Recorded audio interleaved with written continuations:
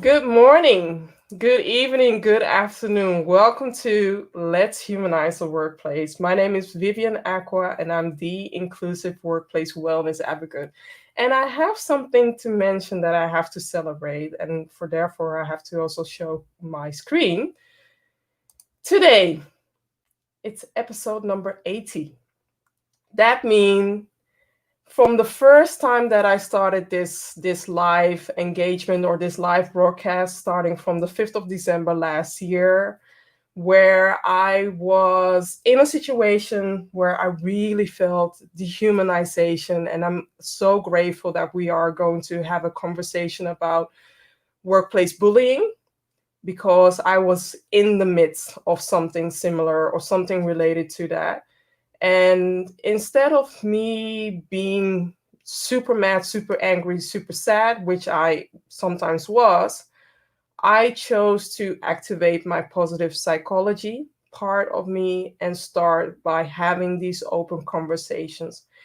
Having calling in conversations, not calling out. I don't do call out because it eats my energy. But then again, if you have a situation where you need to call out and call out is your only option to do that, don't say that I told you to do that, but I will not discourage you to do that. So I'm dedicating this episode or Let's Humanize the Workplace to you. I'm dedicating it towards all the guest speakers that have been on, and I'm dedicating it to my partner, whom I never mention, but he wants to stay out of the limelight. But who I do mention a lot is my son. It's because of him that I'm putting myself out there, even though, and you might think like Vivian is an extrovert or ambivert. Every time that I'm out here, I am doing my mini mantra or doing my mini meditation because some of the topics are very easy, but there are also topics that aren't that easy. And one of the topics is tonight's topic because it means, in a way, I have to share my personal journey, my personal story. And there is nothing positive about workplace bullying. So bear with me because it's heavy. I'm hoping that those who are going through this situation at the moment find some inspiration in what the guest speakers and I have to share regarding this topic, and know that there is always a better place, there is always a better situation, and know that, eventually you'll see the light and you'll know what to do and you will stand up for yourself. That's what I'm hoping for this situation. So I also wanted to highlight that if you can't watch Let's Humanize the Workplace for whatever reason, you can always listen to it. And because of that, it's always on, the famous platforms. But I also would like to ask you something, and asking for help is not easy, but I'm still going to do that. I want you to show some love. So if you could review it on iTunes, go to bit.ly htw love and show us some love. Share something about the insights that you get, or why you like this episode, or why you like the previous episode, so that I can continue. Okay, now my story. um this report has been recently that here in the Netherlands, it's 2020, and a lot of people think that the Netherlands, we are in some kind of way progressive, but also know that in there are so many ways and so many actions that we do here in the Netherlands that are holding us back. And this is one of the many reasons why I feel like the Netherlands is not as progressive as people think, because pregnant women are facing pregnancy discrimination. And this subject touches my heart because at the time when I was pregnant with Orlando, I faced that. And my managers at the time did not realize how much damage they did to me, not only towards me, but also towards my unborn child. And to end up in my pregnancy where I was facing high blood pressure, I almost had I almost had pregnancy diabetes, and there were so many risks during my pregnancy. And on top of that, dealing with, the BS in the workplace was hard. And it caused a scar within my soul, but also a scar within me. And ever since that happened, that's when I chose to advocate for employers to do better, for HR to do better, but for people to do better. Just because a woman is pregnant doesn't mean that she's devalued. Just because a woman is pregnant doesn't mean that she won't be returning back to the workplace. Just because a woman decides to become a mother or is even surprised to become a mother doesn't mean that the essence of who she is before that time will change. You should see women who are mothers are a value. They can do so, they have so much power, but I won't address that. Know that on the 15th of December, I will do a special episode as a dedication towards women in the workplace, especially working mothers in the workplace, and I will address that as well. But for now, I have to bring on my guests. So I'm bringing them up one by one. First the ladies, and then I'm going to add the men as well. Let me see. So we have Sejal Thakkar, and I have to bring her bio up. She passionately transforms the workplace and education settings in places of civility by empowering others to be part of the solution. Regina is a global diversity, equity, and inclusion leader, speaker, and coach with 15 years of experience in the HR field. Paula Quinsee, all the way from South Africa, and the other two ladies are from California. I'm not jealous at all. Not jealous at all. Paula Quinsee is a speaker, an author, passionate advocate for creating healthy relationships at home, in the workplace, and against gender-based violence. Scott Mason is a seasoned executive mentor that helps leaders ensure their decisions are solid. Kobe Ampuma is an experienced talent broker and an advocate for D&I in recruitment, and also a role model in everything that he does to create equality in the workplace or in the world. And Jude is an autistic author, social worker, motivational speaker, and founder of Neurodiversity and Training International. And I'm Vivian Aquan, the inclusive workplace wellness advocate. And today we are going to have a conversation about workplace bullying. It's a topic that I feel has to be spoken. We have to speak up more and more about this. So I'm glad that they say yes to my call. And I'm going to start with Jude. Why do we need to humanize the virtual workplace? I think the main reason we need to humanize the workplace is because workplaces, by and large, aren't really humanized, and it really comes from the top because there's less of an emphasis on individual relationships with each employee and a togetherness and a positive work culture. That seems to have decreased, and what has increased is it's more about company targets, generating revenue, getting more customers, getting further reach, developing different branding and marketing strategies. And unfortunately, there are employees that are just left behind. And in any corporation or any business, no matter big or small, that should never happen. But sadly, it does. I can only say thank you. And Regina. All right. That was great, Jude. And I would add to that, we need to humanize the workplace because we're in a new normal. So whether it be this virtual remote working that will be with us for, I think, the foreseeable future, we're also in a pandemic, an unprecedented health crisis that will shape the world for, forever, I think, in many ways. And so I think with that, there are some unique circumstances that are happening with, team members having to juggle what's going on at home, their caregiving responsibilities or personal life with the demands at work. You also have reports of women leaving the workplace at record numbers. In the US, McKinsey was reporting 4 times the rate of men. Women are exiting the workforce.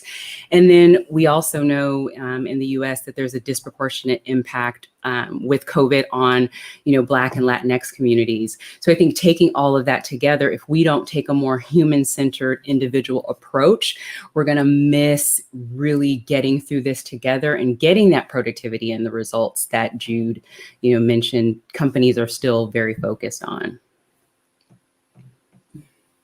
Kobe. Well, I think we need to humanize the workplace because, a majority of us spend a lot of time there, and you want to be your true self also in a workplace. I think, in order to flourish in a workplace, you bring the best version of yourself. And if you are in a workplace where, you feel appreciated, you feel supported, you can see, your development take place. I think that's why we need to humanize the workplace. Awesome. Scott? I'm going to step back for a little bit in analyzing the answer to that question. Mm-hmm. The workplace is part of an organization, and inherent in the definition of an organization is that it is comprised of a number of different humans, and those humans are collaborating somehow to achieve an objective. In government, it might be, for instance, a policy initiative. In nonprofit or NGO, it might be the achievement of a social benefit objective. And of course, in a corporate setting, it is the achievement of a financial metric. What all of those metrics have in common, what the metrics that determine the success of the initiatives that those organizations are bringing about, are the ability to avoid opportunity costs that keep those objectives from happening. Mm-hmm. Humanization of the workplace is a hard, cold, impersonal bottom line issue, whether you're NGO, government, or corporate. The opportunity costs associated with dehumanizing the very things that allow those organizations to achieve is a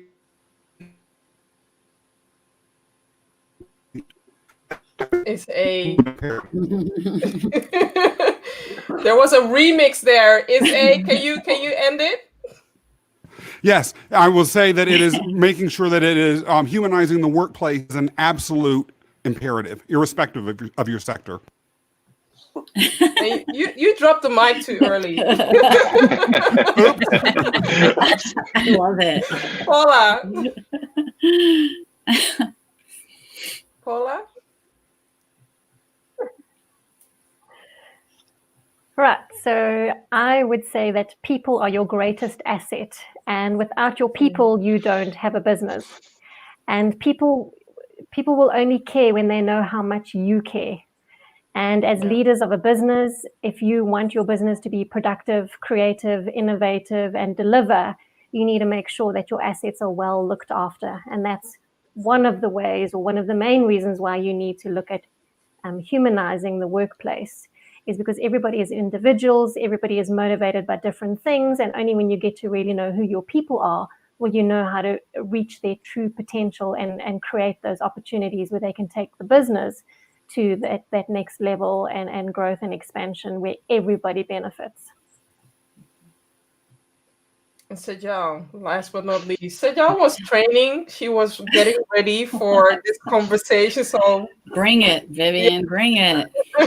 No, I mean, everybody's already said what I was going to say. So thanks a lot, Vivian. No, I mean, for me, it's a no-brainer, right? Like we have to, in order for organizations to survive, it's very simple. Unless you create an environment where people feel psychologically safe, where they feel respected and valued, people are not tolerating that anymore. It's just straight up. This year has changed technology, the demographics, who we're doing business with.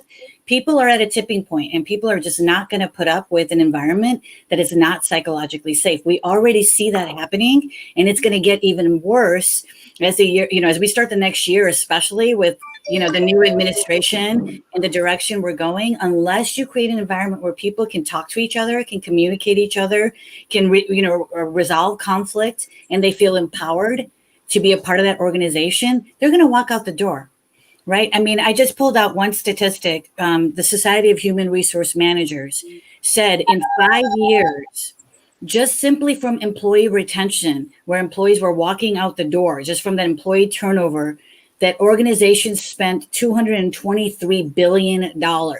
Yeah. So for companies that are just looking at the bottom line, that is just one statistic. That's not the lawsuits. That's not how much you pay lawyers. That's not the emotional toll, the psychological toll, the physical toll on your employees. And I'll share some of that information as we get going. But like, it is a no-brainer. It's a must-have. It has to happen. Do I get the sign? Yes. Thank you. Okay, going. I'll start with you this time. So, can you share one example of how workplace bullying can affect the individual? Yeah, I mean, I'm just, I'm gonna talk about this story that I had a client and what happened in that case. And so, this was, when my son was born 8 years ago, I went out on my own because I wanted to stay at home with my mom. And I had this client come in, and she was a female employee, and she reported to me that, so again, I'm in California. And so in California, the law right now is if you're being bullied at work, then you still have to be able to show and tie it to some sort of protected category, like race, religion. There's a number of, California's got a lot of different protected categories, right? Sex, sexual orientation, etc. If you don't have evidence of that, then we can't really do much in the court system, right? So for a case on bullying, we have to bring it under harassment. So I met with her, and she reported where she had a new supervisor come on, a female supervisor. And for whatever reason, the new supervisor didn't like her. And so this is typical. What happens in these bullying cases is that it starts off behind closed doors when it's just the two of them, right? And very demeaning, very dismissive, would take credit for her work, would try to sabotage her work. This was all happening behind closed doors. Slowly, and this is again what happens when you're bullying somebody, right? You get more confidence. As you get more control and power over that person, you get more confidence. So now she started doing it in public, in front of other coworkers. Yeah. And pretty soon, what happens is other people figure out that, wait, this supervisor doesn't like this employee. And pretty soon they're like, I don't want the supervisor to turn against me. So it became a situation of 3 against 1. And so this bullying went on for 14 months before I got in front of her and she came and talked to me about it. Well, she was the sole breadwinner in her family and her husband was disabled. So this is why she put up with it for so long, because you're probably thinking, why the heck did she stay in this situation? Well, she had no other choice. A lot of people that are being bullied actually stay in these situations, averages about 14 to 15 months of a bullying episode because it happens repeatedly. And so I met with her and she was going to gather some more information. And 2 weeks later, she took her own life. Right?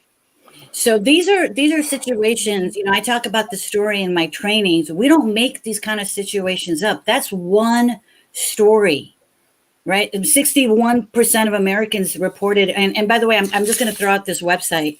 It's a great website for anybody that wants to learn more about workplace bullying, but it's workplacebullying.org. They have all kinds of statistics and resources for anybody who's in that situation. But like when you read these statistics, it's tragic that we're allowing this kind of behavior to continue, especially when we proactively can do something about it. Wow. Yeah. The statistics speak for themselves, even here in South Africa, where the 3 biggest stresses that employees take to work with them is relationship stress, financial stress, and obviously from a health and wellness or mental health perspective. And the corporate sector here loses almost 3 billion rand per annum as a result of mental health conditions or stress-related expenses, and that 50% of sick days taken are stress-related. So when it comes to bullying, the impact on someone's mental health and well-being is just, there's no, distinguishing between the two because they are interrelated. And so, just from my own experience, being in a corporate that had a very toxic corporate culture where positions of power were used to drive agendas, working long hours, disregard for overtime or personal time, family time. there were so many days where I used to go home in tears because of, how I felt about the experience that I was going through. And, that's when absenteeism comes in, productivity goes down, creativity, innovativeness, and it's almost, I call it that grudge purchase phase, where it comes to a Sunday afternoon and you dread going to work on a Monday because you just know that it's just going to be walking through the gates of hell, so to speak.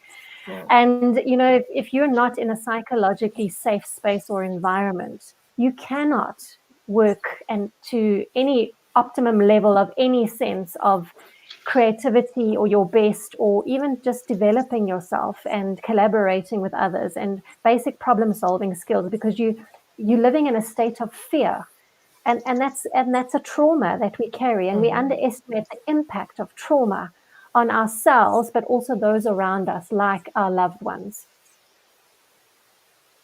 Yes, it makes me also think about, besides the fact that it has a personal impact on the victim itself and their families, companies are not realizing that it's also a lose situation when a disengaged person goes to the workplace and then touches other people to become disengaged, right?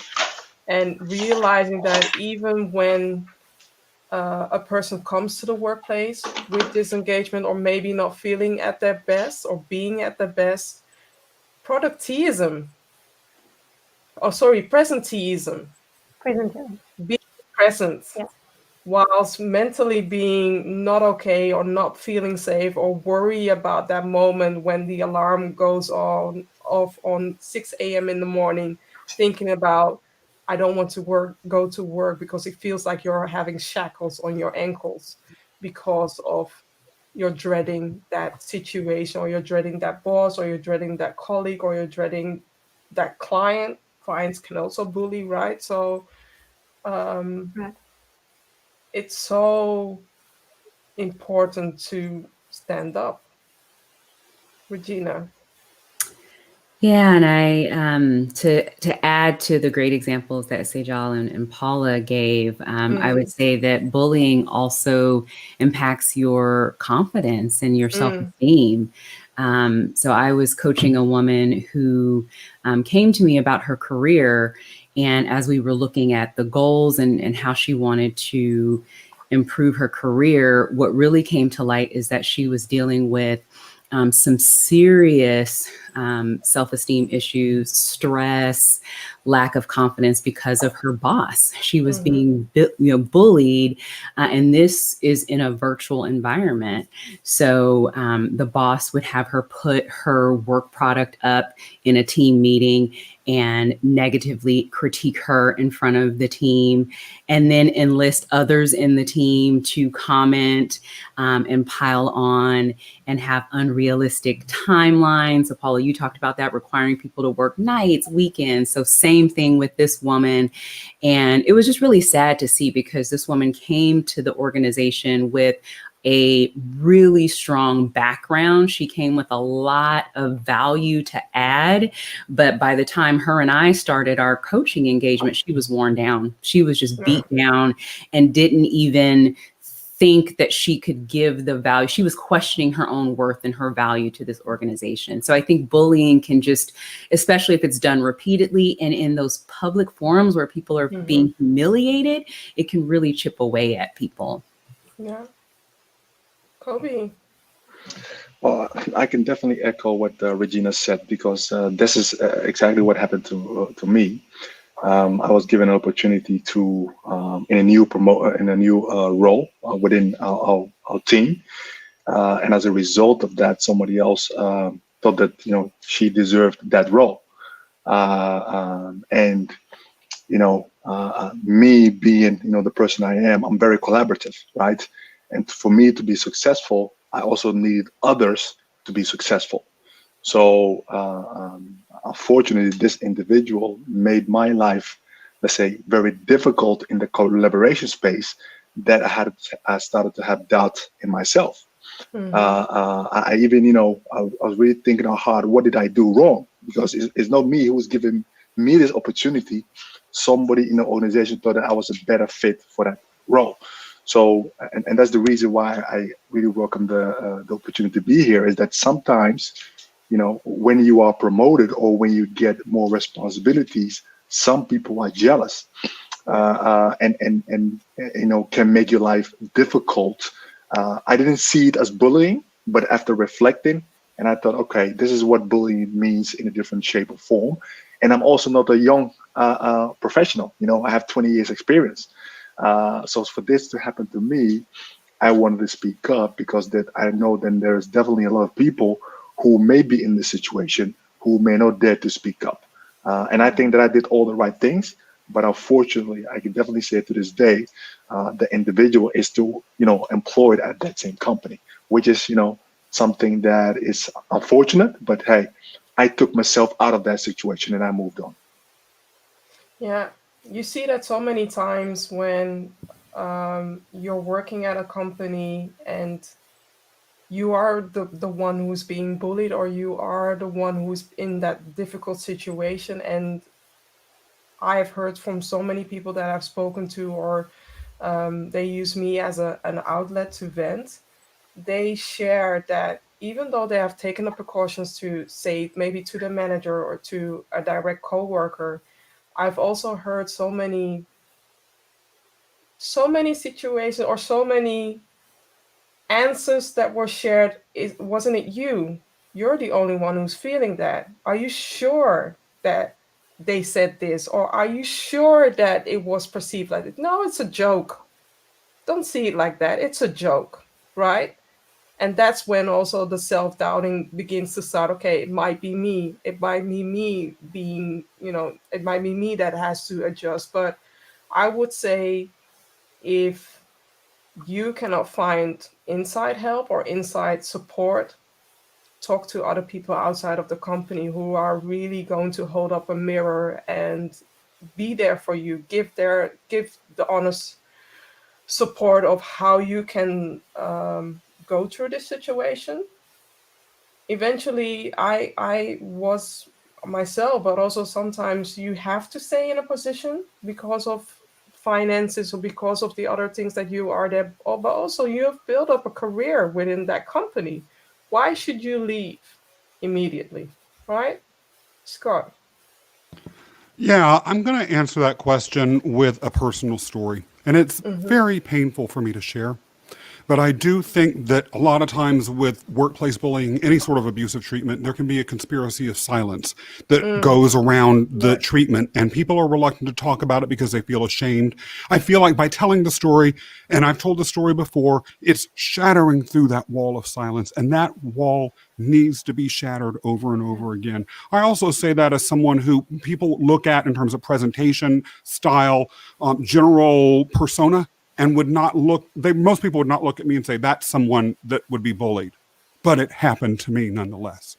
Yeah. I was hired by a government agency to oversee about 300 NGOs that were funded by that government agency. And I had a staff of 75 people. There was a major institutional reform that I was charged with co-leading. And I was co-leading it. And shortly after I was brought on, the person who hired me left and a new agency head came on. And she did not want an attorney in the position, I believe was the reason for this. But rather than dealing with that directly, it began with her calling on everyone else besides me in a meeting, no matter how much my hand was up, or ignoring me, or refusing to return emails, or going to people underneath me and asking them for their opinion without consulting me first and making decisions. And it slowly began to escalate and it was one of those things where I was like, oh, I'm being too sensitive. Oh, this would never happen to me. Oh, this can't be until something happened that was so obvious, no one could deny it. I was called into a meeting with her, a bunch of my colleagues, as well as my own staff members. And she wanted to do something with this initiative. And I told her that there were, look, I didn't have a problem with it, but that there were legal and policy challenges with it that needed to be discussed. And I raised what those were. And her response was, Scott, when you talk, you sound so stupid that if I were you, I would just put a gun in my mouth and just shoot. And at that point, I could not say, no one could deny. That's bullying. And it hurt. And when Regina was talking earlier about sort of the collateral impact of this, I was a perfect example of this. I had a staff of 75 people. My loyalty to that leader collapsed instantly. Mm-hmm. Did I do anything more? If I'm overseeing 300 NGOs and have a staff of 75, I need to be present. But how can I be present if I know that my boss has just publicly told me, you should kill yourself? How could I be there for my staff? How much loyalty could I have? And the end result was that I did get another job. But even then, I was never fully committed to government work again, ever, because I'd learned that that could happen to anyone at any time, anywhere. And by the way, everyone around was terrified, because from their perspective, if this could happen to Scott, big, loud, confident Scott, I could be next. And indeed, it happened to others.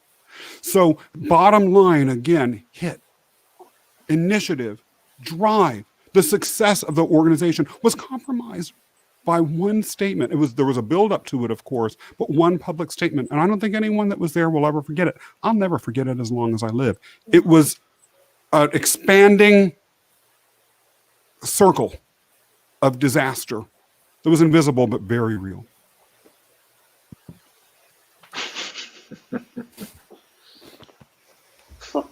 Yeah, it's tough. Jude, what do you have to say? Well, I think with workplace bullying, and in my case, and again, I'm going to go down the personal story angle, and that I was the child that was bullied at school because I was different. I'm autistic, and I just do things differently than everybody else. It's not correct. It's not incorrect. I just do it my own special, unique, happy way, and it often gets either the same or better results than everyone else. But I grew up as a person that was always told what he was doing was wrong. I mean, everybody says, the typical coachy, motivational speakery thing is be yourself. But I was never allowed to be myself because there's therapies and supports and billions of dollars pumped into trying to normalize autistic children. And it left me with a lot of scars that deeply affected me into adulthood. And that did follow into the workplace as well. I did touch on earlier that individual relationships with each employee is just not happening because I do things differently. And whenever I did do things differently, it just wasn't understood.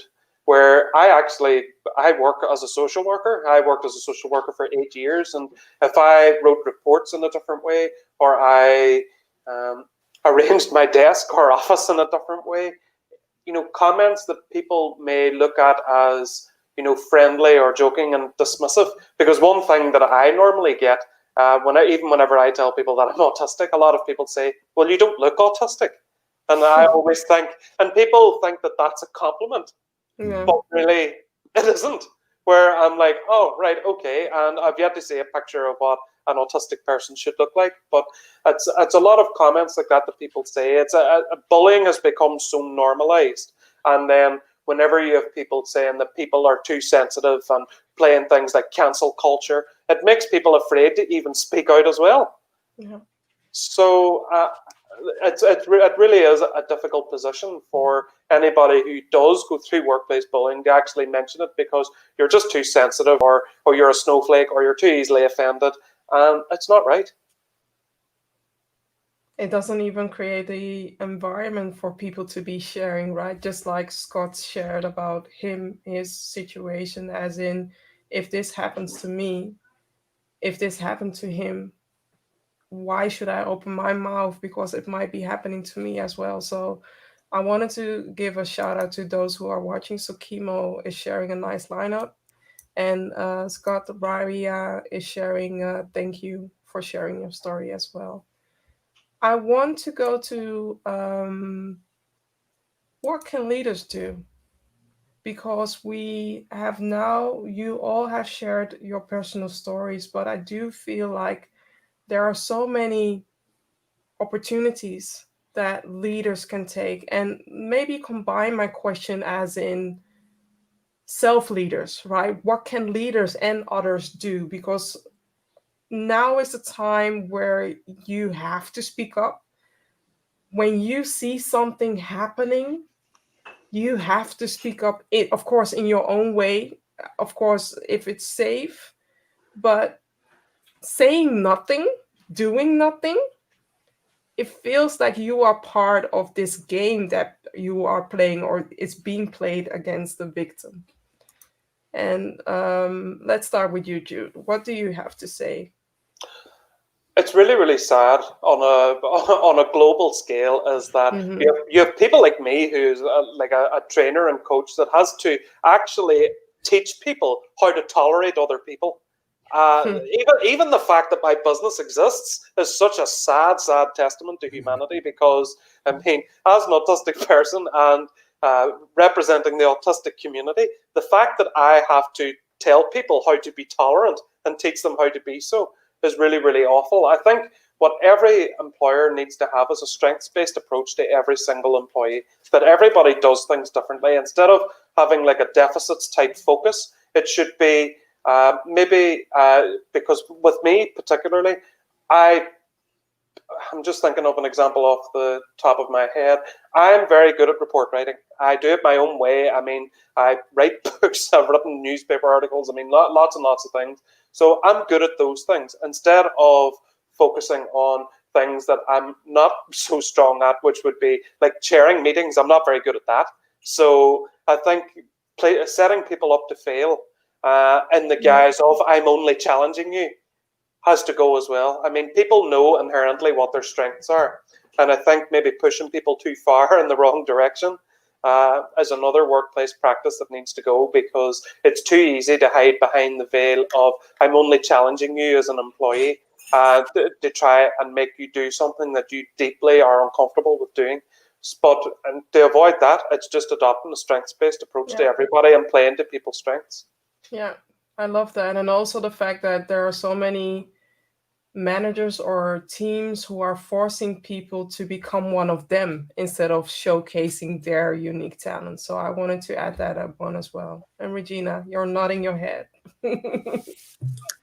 Yeah, no, I love that, Jude, about kind of playing to people's strengths, and I think that is spot on. That goes along with my thought around really having leaders have that one-on-one relationship with their team members. So in order to treat people, according to their strengths, you have to know your team. And so I think, in the past, there was an expectation that as a boss, you just come in, you dole out work, people leave their problems at the door, and, we're expected to just be robots. But I think that in this new day and age, even before COVID, but certainly after COVID, I think, companies are realizing that you have to humanize, the workplace. I think that folks are understanding that a little more now. We still have obviously some ways to go, but I think having one-on-ones with your team members to understand, what they're working on, what barriers are having to success. As you get to know people through those one-on-ones, you get to understand their strengths. So I know for me as a team leader, I knew where I could, stretch someone or, asking them where they wanted to take on versus, Jude, to your point, just forcing someone to do a public presentation when they've adamantly said that that's not something that they're interested or comfortable doing. So I've even had to pull someone back that was being forced by my leader to go out and do something public that I knew in my personal conversations with them, they weren't ready for, they weren't comfortable with. So I think leaders just need to do that more, know their people, support their people in that individual way. Thank you. Paula.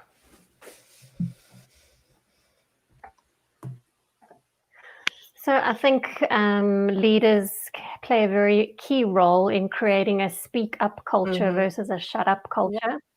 I think leaders need to be courageous and brave and hold each other accountable as to what is acceptable and unacceptable behavior. Likewise, from an employee and even a customer and a vendor perspective, in terms of if those boundaries are being crossed in terms of how we are treating our employees or our people, it's a non-negotiable. If we don't start speaking up and speaking out and holding people accountable, nothing's going to change. Sejal? Where do I get the heart? Oh, yeah, Paula, you just said everything like literally that I was going to say. So, but I agree 100%. I mean, when I'm working with my clients, I tell them to put zero tolerance policies for workplace bullying. So, and that's regardless of whether you meet a protected category or not, doesn't matter what the reason is. Nobody should be bullied in the workplace, because as several of the people on this panel have really hammered home, is that bullying is usually a repetitive thing, and it usually has some element of malice, meaning that you are going out intending to harm a person or a group of people, and there should be zero tolerance. It doesn't matter what the reason is. So I tell my clients, zero tolerance for bullying. And if you need to definitely empower your employees to speak up and be a part of that solution. So whether it's a microaggression or it rises to the level of bullying, every employee needs to be empowered in the organization to properly address that situation. So like Vivian, you were saying at the beginning in your intro, you want to make sure that employees understand how to have that conversation respectfully and professionally, right? Because if it's a microaggression, it's happening unintentionally. If it's bullying, then it's intentionally. But regardless, you still want to address it the same exact way. And if the person really didn't intend to bully somebody or didn't intend to harm somebody, simply pointing out the behavior is going to make that person put them on notice. And they're going to say, you know what? I'm sorry. I didn't realize that, or this wasn't a part of my culture, or whatever the excuse is, but it'll stop. And then that's their only response is to apologize and try not to do it again. We're humans and we make mistakes. Yeah, or not. Or then they do it again, and then you follow your company's complaint process and you properly report it, right? But I think, what I've seen in my work is that employees have been basically forced to not talk about it, rather than to talk about it with each other. And that the research shows if we can empower employees to properly give them the skills to communicate with each other, a majority of these lawsuits and majority of these cases will go away. And that's what we want. We want to adopt a problem-solving mentality, not a problem escalation mentality, which is what a lot of companies are doing. We need to learn to have constructive conversations, because sometimes we enter a meeting or we enter a conversation we have like a gun in our hand, right? So I want to shoot off everybody. And it's not the way to handle. I know as a victim that you might be facing so many challenges, but still the end goal is having a constructive conversation so that the other person or that group or the other member of the team will listen and learn from your experience how you are feeling, how you are handling this situation as well, because that's what needed. That's what needed. Yes. Kobe. I think for me, definitely fostering an environment where people can speak up, for sure. But I also think in terms of the accountability perspective, that sometimes leaders are afraid that they're going to lose a talent who's also contributed towards the bottom line. So how do you deal with that? So I do think that when you talk about accountability, it's worst case scenario, you may lose your job, and worst case scenario, we may identify that what that person maybe bring from a job content perspective is going to be voided for a few months or whatever the case may be before we find someone new. Because I've seen that a lot of behavior is tolerated because the individual is actually adding in some shape or form value to the organization that they cannot miss. So that is what I would like to let's say. Everybody brought strong points, what I think is definitely relevant. But I think that element of potentially losing somebody because of his or her behavior, the impact that it has or may have on a company's bottom line, should also be addressed.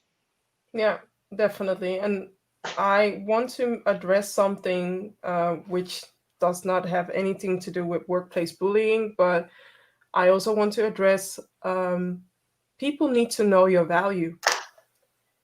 It's not only your manager that sees your value. So that's why I always try to do my best to share with clients that they need to network within their organization. They need to have these conversations that more people know their value, because from the moment that that manager leaves the company or that manager is going to another department, nobody will know your value. And the moment that they are talking about promotion, the moment that you want to maybe go to another department because you feel like that, there will be nobody vouching for what you're doing. So spread your network within the organization. Let people know, or have a one-on-one conversation about what you do, how you can support them, and that you want to collaborate. Don't make it a business sale, but really have the genuine interest of knowing that person, because the real currency in business or in the workplace is networking and knowing your value, so that you can bring something of value within the company. And maybe I can add one more thing. I always use this analogy. Decisions around your career are made when you're not in the room. So you need to make sure that people in the room know your value. Mm-hmm. Definitely. Where's the awesome card? Where's the card? Where's the card? Yeah. She lost the card. She lost the card. Get the card out. Oh, the card!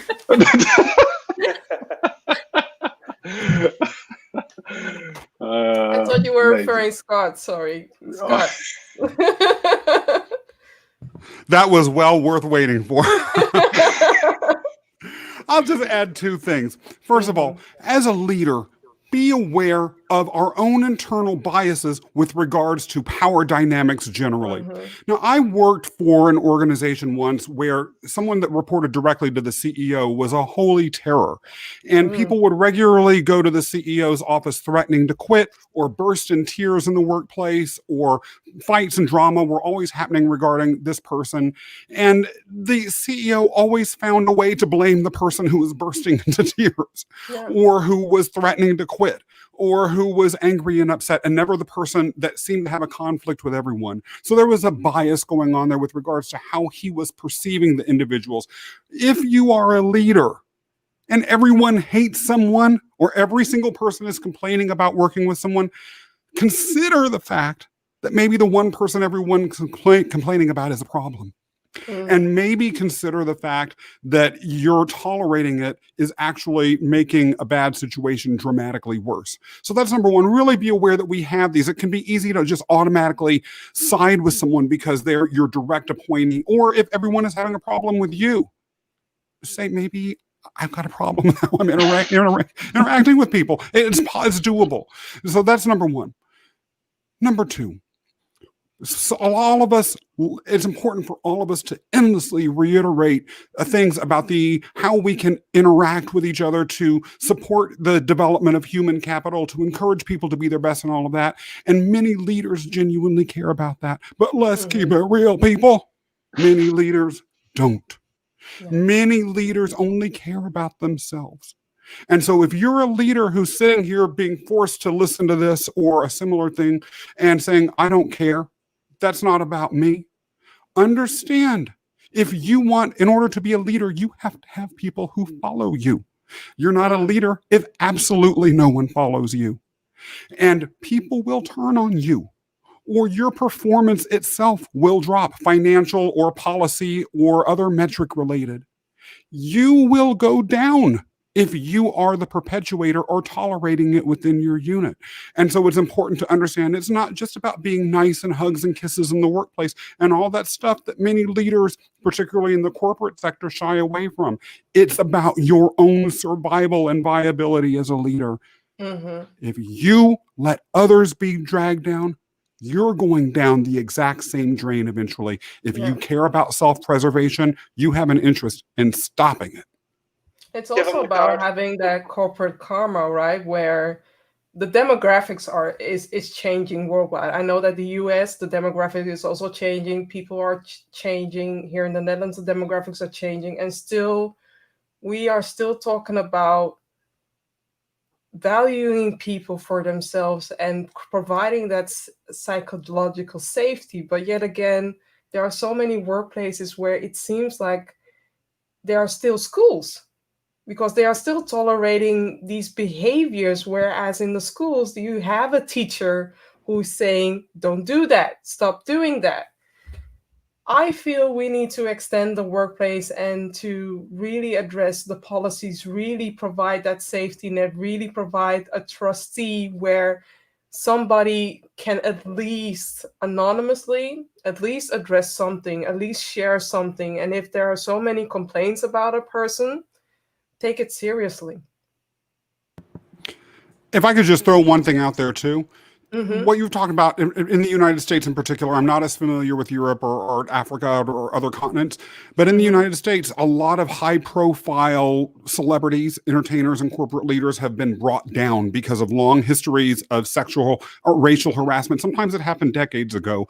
And one thing as a leader, it's important for us to be very aware of is that we're not just operating in today. Yeah. How we treat others today could haunt us 10, 20, 30, even 40 years down the road. Do you really want to be that person who decided you wanted to be a little bit of a jerk today and no one would notice?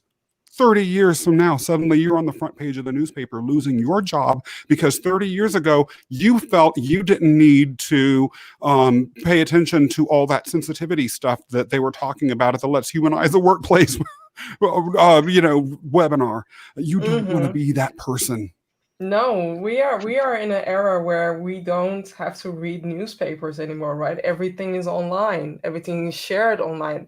Not that I'm encouraging people to share their yuckiness or whatever situation there is online. However, I do feel like if the situation is too much for you to handle, you have to hire an expert or you have to hire a mentor to hold up that mirror so that you can be supported in whatever decision that you want to take.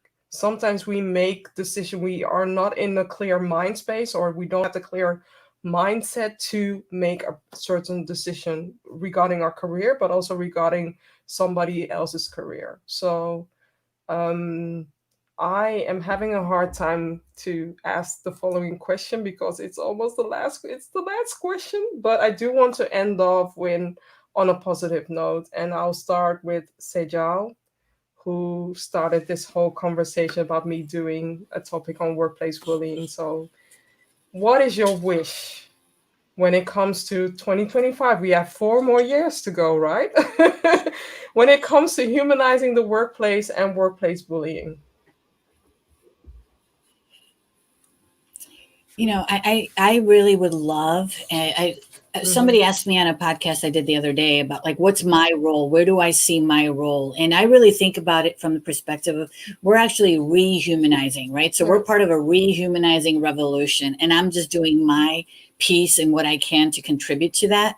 I wish in 5 years more organizations get on board with the rehumanizing revolution and really just invest in their people, because I think it was Regina that said your people are your biggest talent. And it's sort of going back to servant leadership to really understand that the toll that allowing and tolerating these kind of behaviors, what it has in the workplace, not only harms the victim, that we can all agree on, that's undisputed, but it harms every single person within that organization.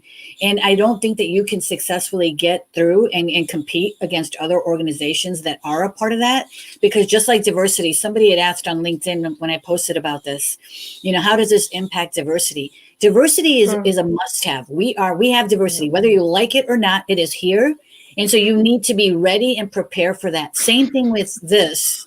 I feel like I'm on a soapbox, but I kind of feel you are. Right. Can you tell I'm passionate about this, you guys? Can you tell? You are ready. No, but I think, I just want to end with saying I'm grateful for all of you experts that are on this call.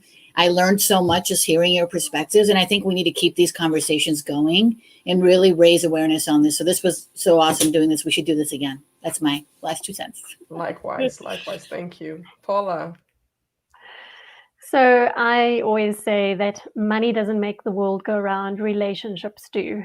And when it comes to investing in your people, it starts with relationships with each one of them individually, getting to know your people, understanding their value, understanding how they are contributing, because there's no one size fits all.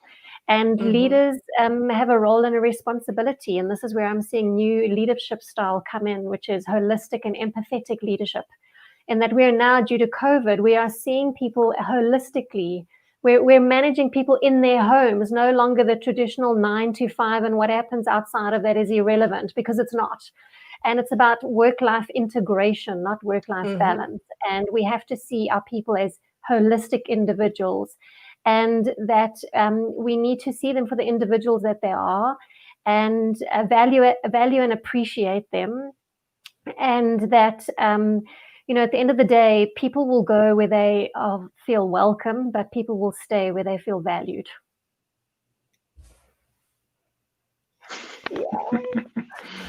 Scott. Thank you for saving me from a horrible heart attempt I was doing there. As we move in the future into 2025, we're going to be dealing with a whole other set of workplace problems, none of which we can even imagine now. Yeah. I would like for people that are addressing those problems to open up a storybook and say, well, way back when there was child labor all the time in factories across the United States, we dealt with that by blah, blah, blah. And we learned from that. And now our work situation here is XYZ. And then after that got done, there was this thing called workplace bullying. Can you believe people used to do this back then? And everyone would laugh. And young people would be like, oh, they're talking about old people stuff again.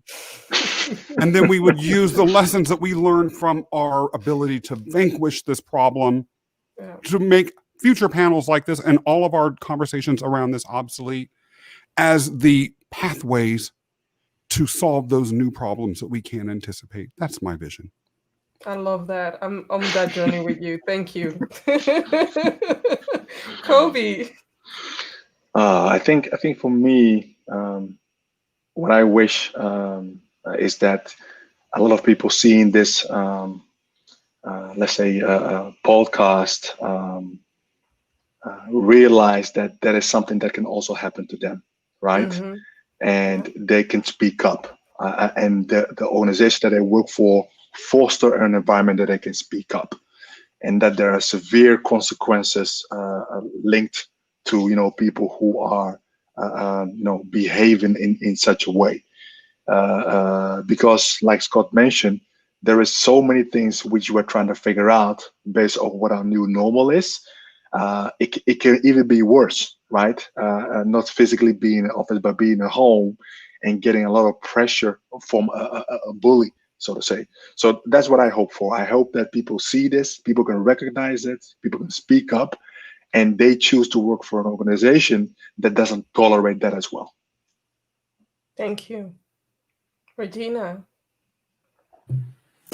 Yes. So my sincere hope coming out of this pandemic and into 2025 is that we come out with a shared sense of humanity, because this is something that has touched like every country, every person has been somehow impacted.